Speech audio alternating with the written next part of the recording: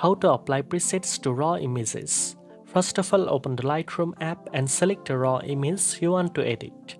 Raw files often contain more information, so your edits will be more precise and colors more vibrant. Next, choose the preset you want to apply from your Lightroom presets library. Tap on the preset and it will instantly apply the adjustments to your raw image.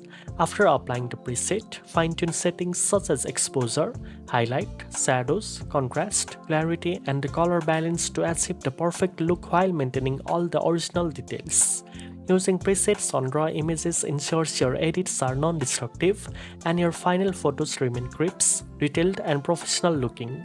This method is ideal for photographers who want consistent results while keeping full control over image quality.